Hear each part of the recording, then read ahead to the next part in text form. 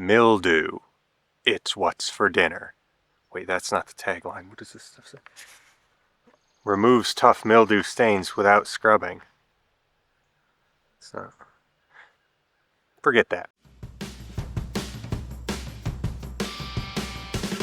Seems like any time you leave your boat or PWC over the winter, the moisture and just inherent nature of being a watercraft, mildew starts on your seats. What do you do about it?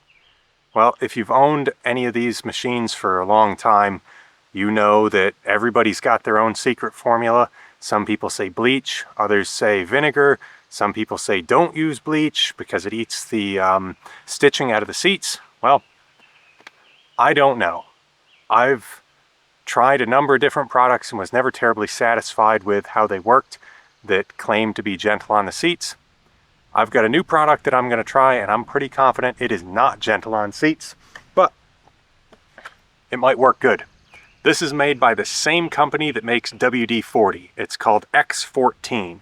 And if you read the ingredients on the back, it has water, obviously, sodium hypochlorite, which is bleach, sodium carbonate, which is something else, sodium hydroxide, which is lye, and sodium bicarbonate, which is baking soda.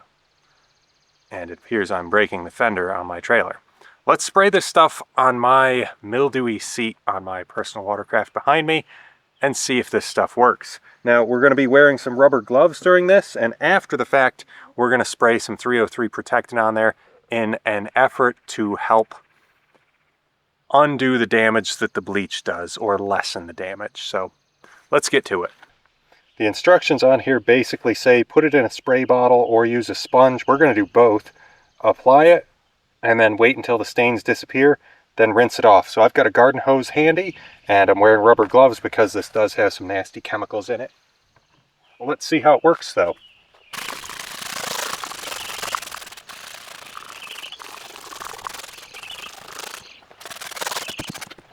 Alright, so I'm just going to say right off the bat here, I'm noticing a remarkable improvement right in here and here. We still got some staining back here, but that's kind of wild. I'm going to put some on the sponge and just scrub a touch.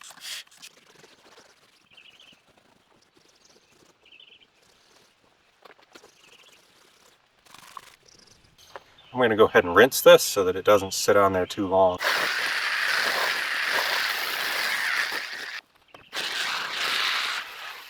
Look at how much it's taken off here. We're going to have to wait for this to dry to really know, and then we can apply our 303 conditioner to it to protect this stuff. But ultimately, long term, I'm going to have to see if that does damage our stitching or our vinyl at all and see what it does long term. But let's let this dry out really good and see how it looks after it's dry. This is legitimately impressive. I've not seen a product that with as little elbow grease as I put into this turn out this good. Now, we don't know if this is going to destroy the seat long term or not, so we'll have to check in on that in like a year or something after I've tried this on some other seats and kind of played with this stuff a bit. But first impression, wow. Well, in order to give this the best opportunity to survive, I'm going to use some of this 303 protectant and just kind of fog this stuff all over it and then rub it in a little bit with this cotton towel.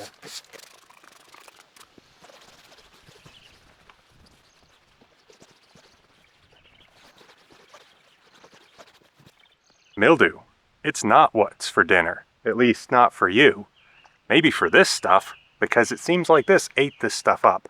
I'm impressed. We're going to have to see how it affects the seat long term, because being a bleach-based product, I do have a feeling this is going to damage the vinyl or the stitching, but we'll check back in a while. And if you remember, I recovered this seat. Now, a good idea might be to use something like this while you're recovering the seat to kill off any mold spores and stuff that could be embedded in the foam while you have that off. But I didn't do that, and now here I am just a few short years later with mold and mildew problems.